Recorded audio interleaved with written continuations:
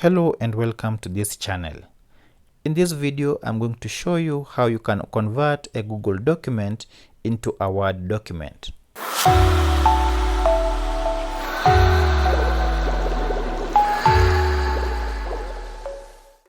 Now, the first thing you need to do is to log into your Google Documents and find the document that you want to convert.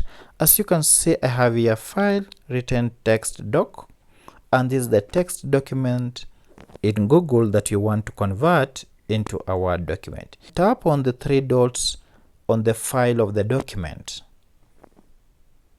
Now from here you can see, go down to the option written save as Word.docs. Tap on it.